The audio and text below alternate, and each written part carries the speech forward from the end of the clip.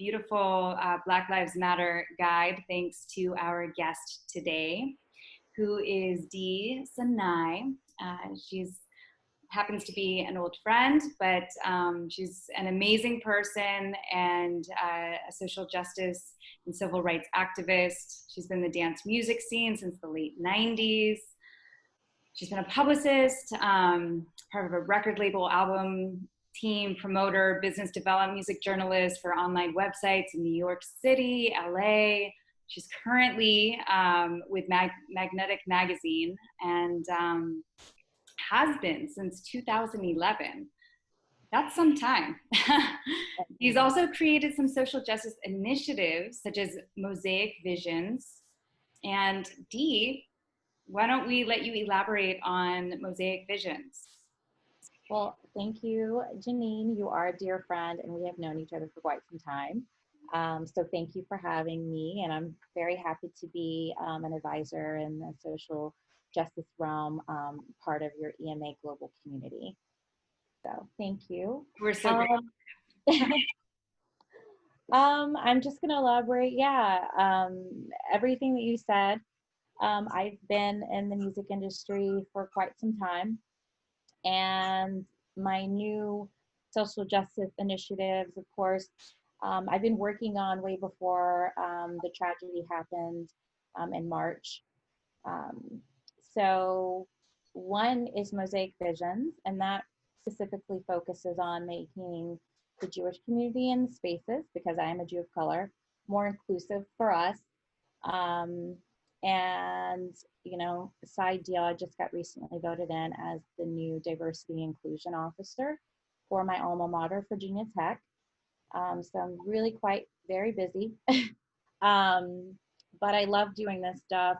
I'm so appreciative to be doing this work and having so many people globally very focused and wanting to do better in the community and for humanity in general. This is what Dee is going to talk with us about today, is how to be an ally and how to maybe be a better ally. Yes, there's so many conversations going on, as you know, panels. It is a plethora of information of, if you don't know how to be an ally, with books, history that are out there. But I'll list a few, and this will be more focused on, of course, the audience of dance music, our peers and ravers, and just the love community. The love. Yes, love. So, I mean, this movement has propelled into, like I said, so much awareness in the world, individually, in the community, and it might seem so monumental for someone to say, how can I be an ally? What do I do first? And I think it really depends on you as an individual of doing the work yourself. There's tons of books, like I said, there's tons of social justice workshops and trainings. There's initiatives like Mosaic Vision that I started, that just because it's run by or for Jews of color, it is for all people of color, and it's also for allies that want to join. And so there are initiatives out there that you can join if you want to just like observe and just educate yourself and make friends. The second one is, you know, it's allies a good start in this, but getting out of your comfort zone and being able to move to a collaborator, strategizing, like I mentioned, joining groups that are already doing the work and asking them, how can I volunteer, or how can I be a part of what you're doing?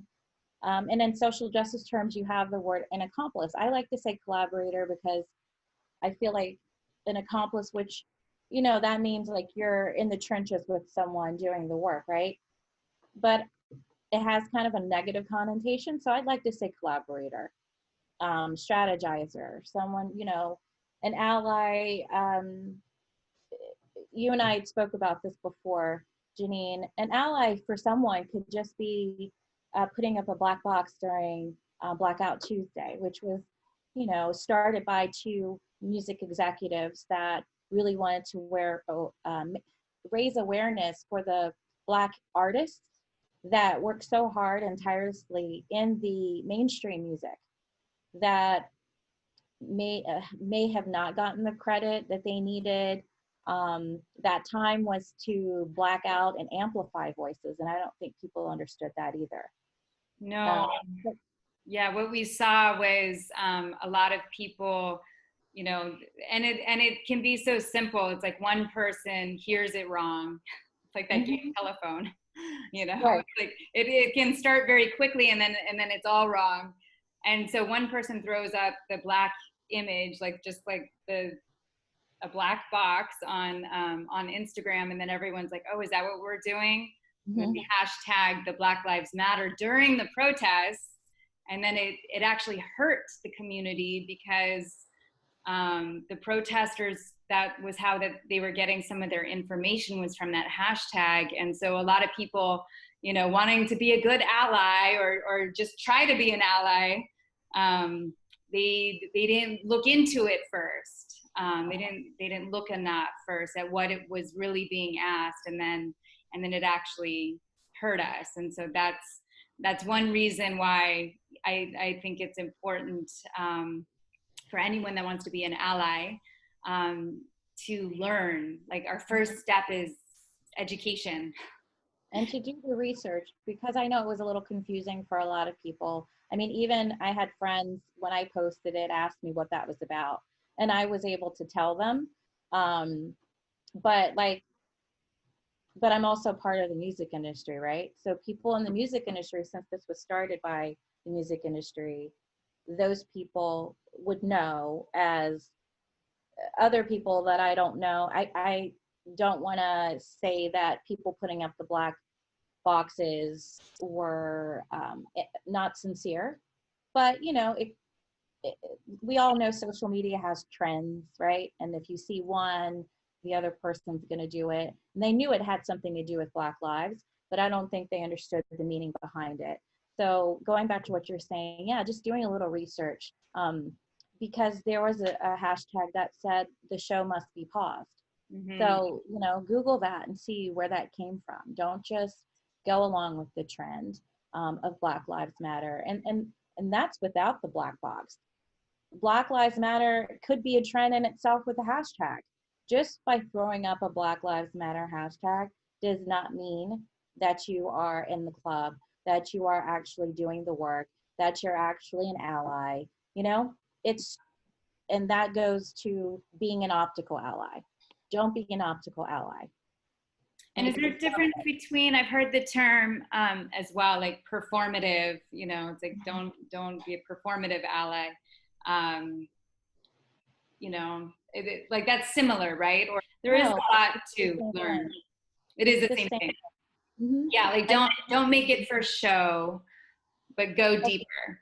Yeah, I mean, I will say this, even on my personal social media, I put up another black box, and I said, all of this atrocity has been happening, the police brutality, you have Ahmaud Arbery, then George Floyd, Breonna Taylor, and so many other tragic Philandro Castillo, right? And I said, I see the social media and no one's saying anything, but then I see you have a black box up.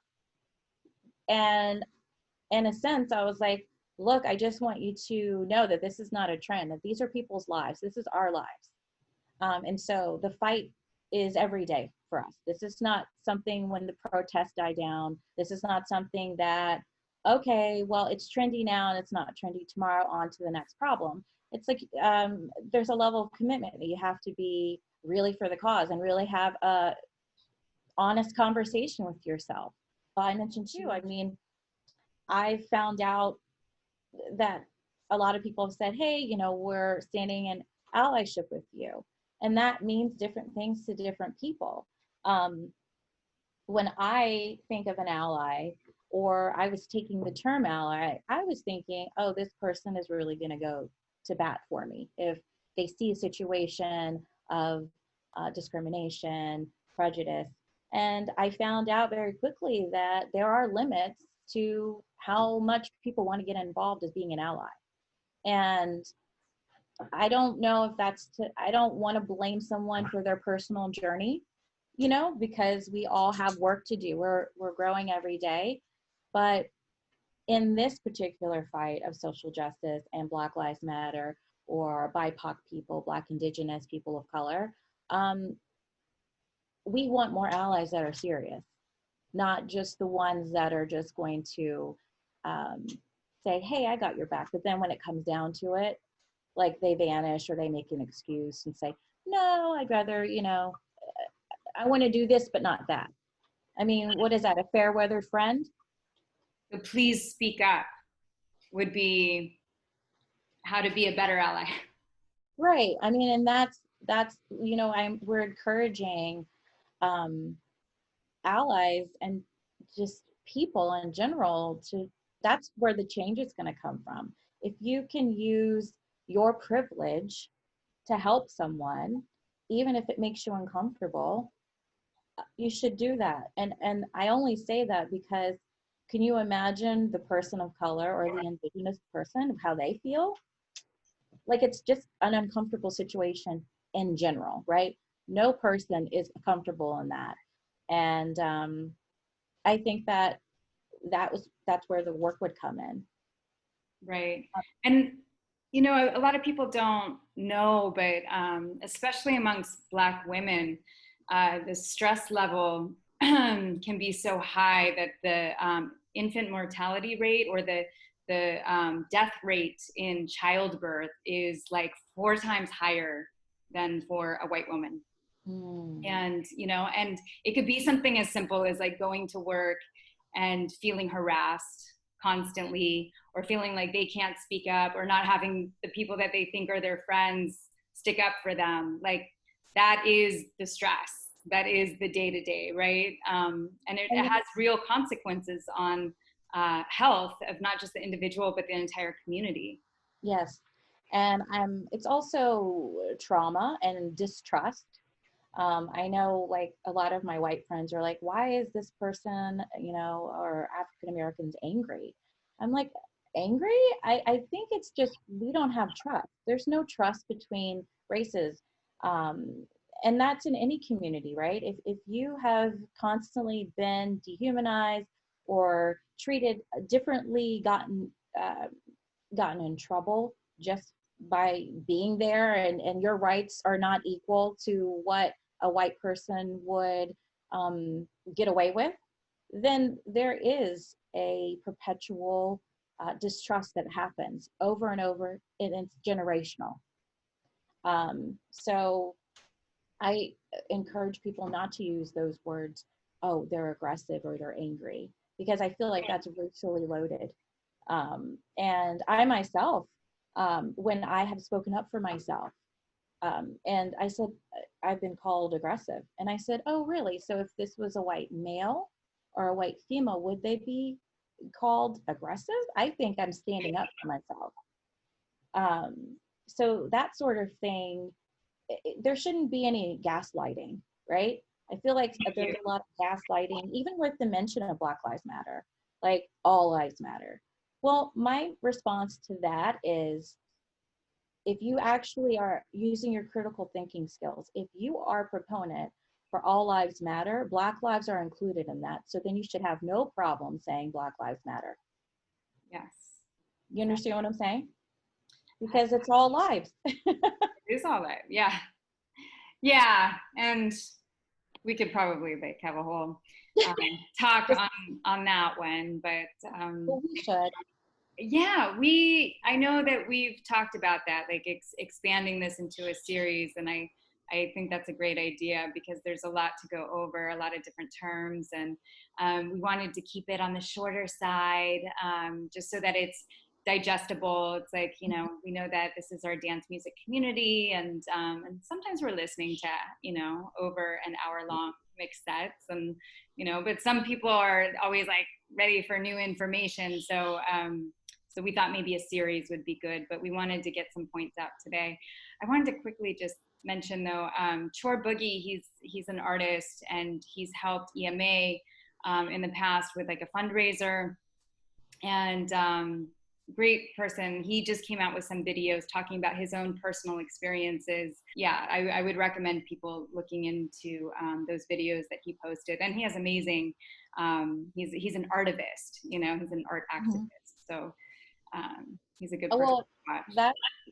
Well, we had started, there's a Black Lives Matter resource page on EMA Global. That you wrote. Thank you, Dee. Oh, yeah. And I think that we should start to add a section for Black artists. The other thing is supporting Black artists in the dance music industry. How do we do one thing? I think by sharing, you know, on a basic level, sharing music by Black artists on social media, tagging them, maybe even writing a record label or a management team in the dance music and asking them to put out more music by Black artists, or highlighting them on their roster. I know more Black headliners. Right. You know, the only headliner that I can think of that most people know about, I could be wrong, is Carl Cox. For people, if they don't know and they're in the scene, find out that this music industry that we see now, or what it's called EDM, was founded on African American roots. And it was a place that they could go and be accepted. Historical figures, the forefathers, the grandfathers, you know, of this music industry. But you're right, like Donald Glaude, Green Velvet. Felix the House Cat. Yeah, Green Velvet. Yeah. There's Black Coffee, by the way, which I love. Derek Mays, Frankie Knuckles, Juan Atkins. There's just so many. Louis Vega. Yes. Yeah, there are so many, and probably supporting like the more independent artists that are not on labels could be helpful as well, right? And maybe helping them get it on a label. That needs to happen. You mentioned before that, and I didn't even realize this, but a lot of like the headliners are all white. So that's the only artist. European DJs. Yeah, European DJs. So before we wrap up, you're in DC still, right? Mm-hmm. So voting, I feel like a lot of, it can be hard. It's like, I feel like I look at like a lot of information, and definitely there's a divide amongst kind of, even within like spiritual circles, of like, oh, the voting doesn't matter. And I would say it does matter, and it matters a lot. Otherwise there wouldn't be so much money put into these efforts to convince you that it's not important. And there is a ton of money that gets dumped into campaigns that are extremely subtle. You know, a lot of it's like targeted online. There was that documentary, I think, The Hack, where it talks about how, you know, all these data points are being collected on us, and how easy it is to manipulate us for us to see very specific information and to get us to, you know, pay attention to this or that. I have a lobbyist friend that I was fortunate enough to be his teacher for his yoga retreat. And I had him for 3 weeks. It was fabulous. And he told me, he said, you know, elections have consequences. Like there are so many laws that get run through our, you know, our representatives and the Senate, and they have huge consequences. You know, it's like, why sign a petition? You're just, you know, if you're not going to vote, it's like, you might as well just not do anything and meditate. I'm like, but the thing is that this whole video is about, let's step into some action, and it doesn't really require a lot of extra time. But what are your thoughts on the voting, Dee? Well, I would say first, vote on the local level. And that's where the voting starts. It's local and state. Those that has so much weight because people I've heard, well, the president, our vote only counts for popular opinion, right? It doesn't even count. And it's really dependent on the electoral college. That's true. But to have control of that, that's why you need to vote on the local and the state level, because whoever goes into office and who is elected, they have responsibility and they appoint who that electoral college is. So if you're just voting Right. for the president or the federal level, that's not, it's okay, but the battle I feel for voting and the purpose of it is already gone. Yeah. And don't vote for the Libertarian or the Green Party because you are essentially throwing your vote away. It either needs to be a Republican or a Democrat, and people don't realize that, and I didn't. One year I voted for the Libertarian and someone was like, why? And I said I didn't like the candidates of the Republican and Democrat. And they explained to me that I just threw that vote away. I threw it away. I gave it to the party that I probably didn't want to give it to. But you're talking about for the presidency. I mean, because on a local level, you can get third parties into office for some of the Right. I'm only talking about the federal. You're just talking about the presidency. Yeah, but the local and the state do control which party controls that. Yes. And even the senators, which house is in the Senate, which house is in the, which party is in the House. Do you understand what I'm saying? Yeah.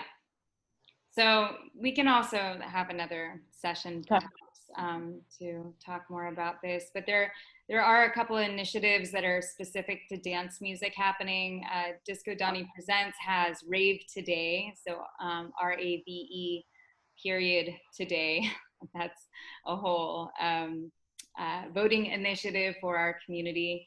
And then Soul Clap was kind of leading something. I know Give a Beat was helping out with it, and he has a whole lineup. We're going to be posting on EMA that initiative, and that one is called Rave the Vote. So there are two different campaigns. It doesn't matter, take part in one of them, or if you are a fan of Headcount, go to the Headcount website or Rock the Vote, whatever feels good to you. But I love the initiatives that are targeted specifically for our community. The Rave Today is very cute. It has it's very clever. It says Rave in kind of like the same logo script as the Dare campaign that was popular in the 80s. Like, haha. So what is the website? Rave Today. Rave Today. So anyways, thank you so much, Dee. Do you want to just kind of recap? I think you had like 5 main points.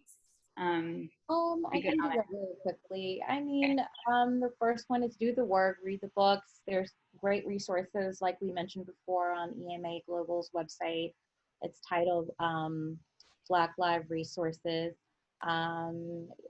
Be comfortable with going out of your comfort zone and actually trying to be a better ally, whether it's vocal, reporting injustice, filming it, sharing it, speaking up about it, support and get educated on the Black artists in our scene and the dance scene, get hip to the history of house and techno music. There will be links on the Black Lives Matter resource page that we also have on EMA Global. Share music by Black artists on social media, tag, right? Record labels, talk to the management, and commit to being an ally, a true one, not an optical one. And not an accomplice, but a collaborator. Yes. And I wanted to thank the dance music industry because like I said, I feel like we've always demonstrated inclusivity and love, no matter what religion, race, ethnicity. The motto it was built on was peace, love, unity, and respect. And um, dancing is compromises so many genres, and of course, in particular, house and techno was a safe place to dance for people that were discriminated against and marginalized in the 80s, and it grew to be mainstream. So, and I applaud all of the millennials and all of the dance music industry for showing up for the protests. I saw so much um, activism on the social media. I know you did too, Janine. Mm-hmm. Like, just keep that up, and then take that not just in the scene, not just at a party, but not just on social media, but adapt that in your like everyday life. Yes. So thanks for having me on. Yeah, thank you. Yeah, so just so everyone knows, we're going to have this resource guide. It's on the main page, but we have a scroll, and it should be the first scroll image that you see. If it goes by too quickly, you can click on some arrows one way or the other way, and you should be able to get to it. That's an easy way to get there. It says, you know, Black Lives Matter resource guide, and the button says learn and serve. So you click on that, and then you get to the guide. That's where this video will live. And yeah, and then we should do some more videos in the future, because there are some nuances. I know that I had expressed to you before that I really want to see our scene succeed. Mm-hmm. And you know, there are sometimes the plur and the inclusivity, it's like, wait, but we just love each other. And so, you know, what's all this nuanced stuff, like what's white saviorism, and what is, you know, like what I'm marketing my my new album wrong with like the wrong imagery, and that's like, yeah, there's some things. So we can definitely get into that nuanced information in future series. Or not some photo. Yeah, we'll definitely talk about. We'll do some case study videos in the future that are not named, but could be helpful for others to know about these terms that you'll come across. I know, like some training that I did a couple years ago with Layla's workbook, Me and White Supremacy, was really helpful, breaking down some of these like terms, these nuances of systemic racism. And when you have some of that vocabulary, it helps you see what's going on. So anyways, thanks again, Dee.